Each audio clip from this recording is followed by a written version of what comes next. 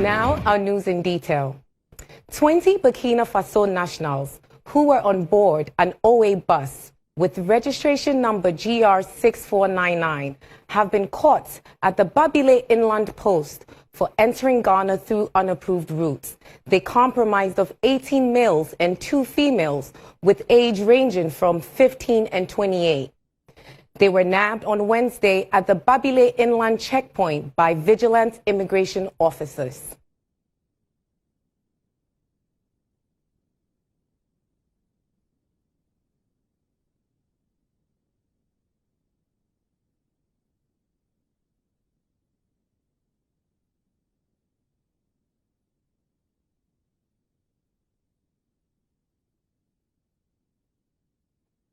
It has been a few days into the month of Ramadan, where Muslims fast from dawn to sunset, an obligation for all adult Muslims who are not acutely or chronically ill, traveling, elderly, pregnant, breastfeeding, or diabetic. With the ban on religious activities and social gatherings, Awisi Dede, who visited some Muslim communities in Accra, reports some Muslims are worried the global pandemic may affect their spiritual growth for this year's Ramadan.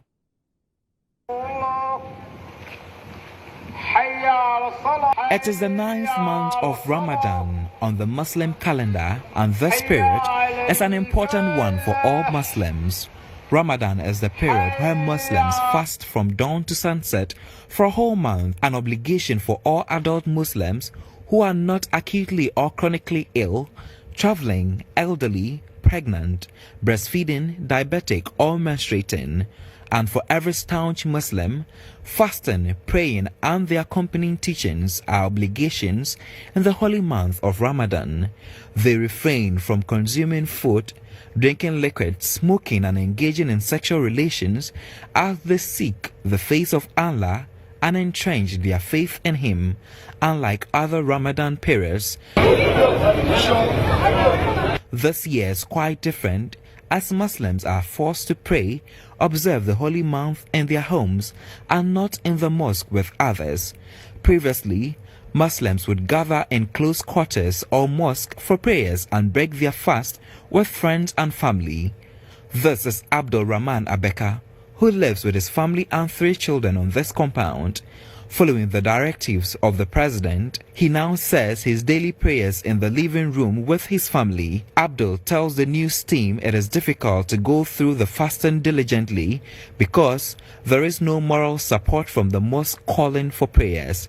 According to him, access to the teachings of the holy book by their leaders helped in strengthening them during the fasting period, but all of those are rarely done. So if you pass years now, you're free to go outside with brothers and friends, mosques.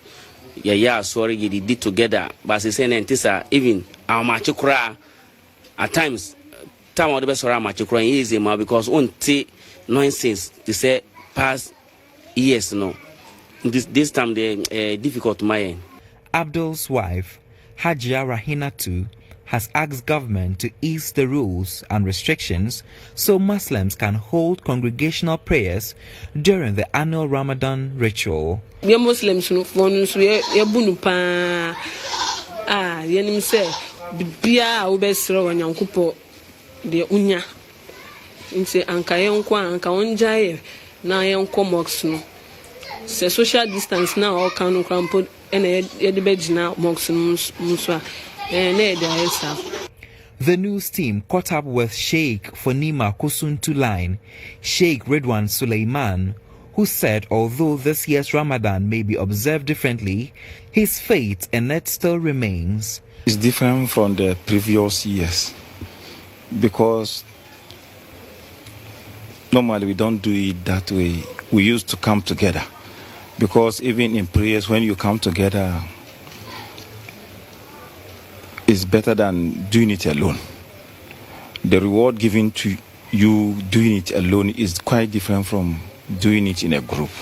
Fasting during Ramadan is one of the 5 pillars of Islam, which requires that Muslims perform 5 central duties in order to strengthen their faith. In COVID-19 news, some groups have petitioned President Nana Addo to support the various private schools in the country with financial stimulus packages following the outbreak of the deadly coronavirus in the country. According to one of such groups, Neogenics Education Group, an educational consultancy which works with over 500 private schools and 5,000 private school teachers in Ghana, measures taken by the president in the wake of the pandemic have dealt a great blow to their activities.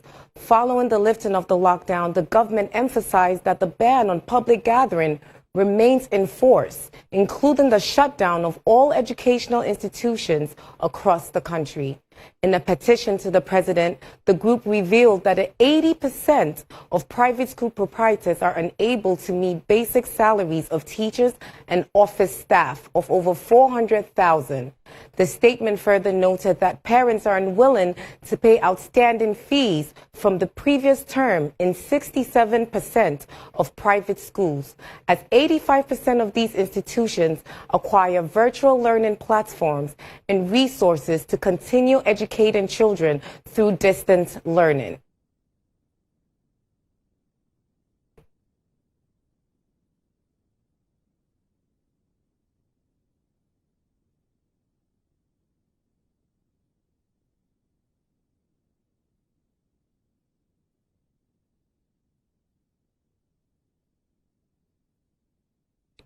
Fall armyworms have started destroying farms in Ghana again. A statement from the Ministry of Agriculture has said urging farmers to up their game in the fight against the crop-eating worms.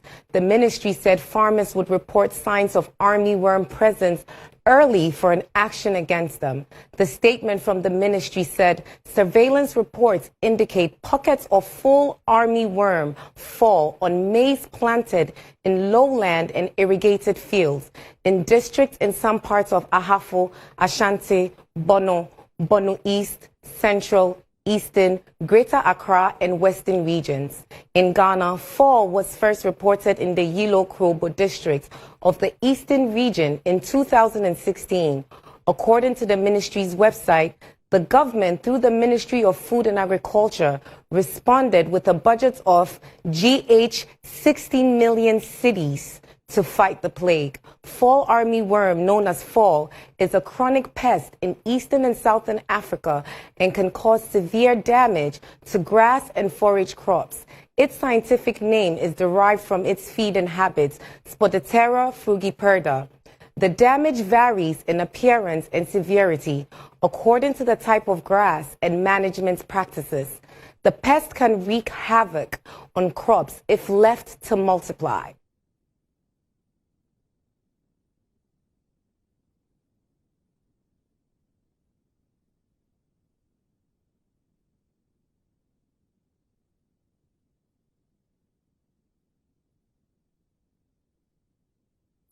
In a bid to assist some distressed residents around Shai Hills in the Shai Osu district of the Greater Accra region, the BizTrends production team, led by Gifty Manye, host of the Business and Entrepreneur Show on GHOne TV, donated assorted items, including bags of rice, boxes of oil, and toiletries. Host of BizTrends Show, Gifty Manye, and her team, upon arrival in the Shai Hills community to donate the assorted items to the residents to ease hardship being experienced by many due to the pandemic, were received with joy by community members. The first COVID-19 patient confirmed in the area was an Indian worker of Afcon Construction, the Indian company working on the Tema and Pakadan rail line, presenting the items that included bags of rice, oil and toiletries to the residents. Host of BizTrends, Gifty Manye, underscored the need to support the residents and said it was her team's widow's mite and corporate social responsibility. There are a lot of people who might be in need at this particular time. I got in touch with a couple of CEOs whom I have featured on the show to talk to them that, listen, this is the time that if you can help or if you can reach out to people, you do it at this particular time. So they heed to my call and supported BizTrends with the little we also have to. Also present during the donation was Dr. Alfred K. Manye, an epidemiologist research fellow at the University of Health and Allied Science who who also sensitized members of the community on COVID-19, its effects, and how best they can protect themselves. It's obvious that the people have heard about the disease, but they have challenges as to where to get the protective material like the nose masks. I heard a lot of them complaining about it. In that, even if they have to go and take vehicle and go to the nearest town, some of the cars refuse picking them because they don't have the face masks. Some of the residents who spoke to the news team expressed gratitude and called for more of such gestures. Oh, one amazing. Ka ayabomodi na juwahi ni angomo ke jale ke fo ke mini na ka bawo maune eyibwame. Doko me metitio bakple dowala do o vote. Yeka kole miamada yo ke wanamele mianwa o kole pepere mian eya tanya nyenye fe didie nyebe mawu na kponu blanu na mi be dolele ya de no patikene o gbododoro anye be mawu ne venienu no akpere nienu ne dolele ye de wa patikene no akova ademi le duko dolele ye sime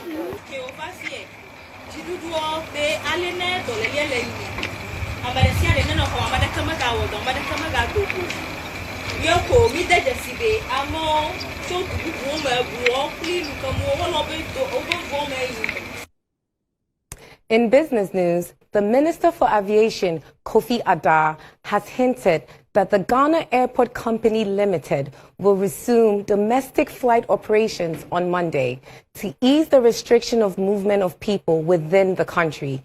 He revealed this during a disinfection exercise, which forms part of the government's preparations ahead of the reopening of the airports. The minister announced the reopening of the airport for domestic flight operations at a press interview during a disinfection exercise at the Kotoka International Airport in Accra by the Zoomlion Group. The minister said the exercise was also in line with the protocols established by the President's Special Task Force to deal with the virus. We're particularly doing this because we want to start the domestic flights first. And let me also bring to your attention that in all of Africa, we are the only country that closed down the airports and are about to begin. So we want to do it well and do it right, to make sure that we lead the way and put out the right example for other African countries to follow.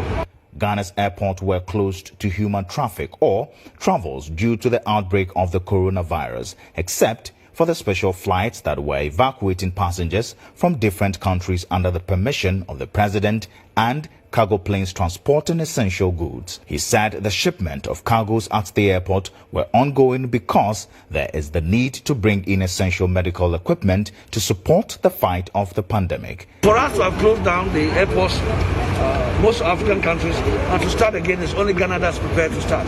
We're hoping that after today, tomorrow, they'll be mopping up by the airport company and Port Health, and then soon thereafter, we'll see what else needs to be done.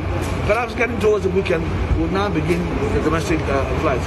After completion of the fumigation exercise, the minister said all necessary precautionary measures would be put in place before the start of the domestic flights to curb the spread of the virus. Mr. Adar expressed optimism the exercise would be completed for the necessary action to be taken by close of the day Wednesday. Leadership of the Concerned Freight Forwarders and Traders Association have threatened to sue port authorities if their cargo remain locked up at the various ports in the country. Trade facilitation and revenue generation at Ghana ports came to a total standstill as no single import has been cleared within the last few days as the confusion between the Unipass and GCNet intensifies. The Ghana Revenue Authority earlier requested GCNet to resume operations at the Tema port in order to restore the disrupted integrated customs management system, but this request went unheeded too. Chairman of the Concerned Freight Forwarders and Traders Association, Oheneba Kwesia Frewa, says the breakdown in port operations has impacted negatively on both freight forwarders and the government alike. I have gone to the major terminal that will clear our goods, that is MPS. Since yesterday morning, custom officers who conducted examination for already goods that's supposed to go out. They've done it. The goods are locked up on various trucks that you can't even access it to go out. That is one. Those who are ready to pay their duties, those who import perishable goods, pharmaceuticals and what have you, everything is stuck there and nobody is telling us anything. So the whole situation is that nothing is happening in our port. He warned the association would have no option than to resort to the courts if the trade facilitation vendors keep their system shut. Port is not a warehouse for people to keep their things. People are ready to take their stuff. Those who have taken money from bank and they are chasing them to come and pay. Those, because of the lockdown, they couldn't take their goods from the port, which are creating demurrages. Already, we are still battling with the demurrage issues. And the whole of yesterday, the whole country, Ghana, lost revenue. Not even a peso was taken into our national coffers. And it's a source of worry to us. So we are going to test the law by going to court for GCNet and Unipass to come and explain to us why they are doing this to Ghanaian traders. That is all I have for you for now. I'm Yazi Sengari. Stay with us as my colleague Lantam comes up with NX, Stay Fit, and so much more. Also, don't forget to follow us on social media at GHOne TV. Have a good day.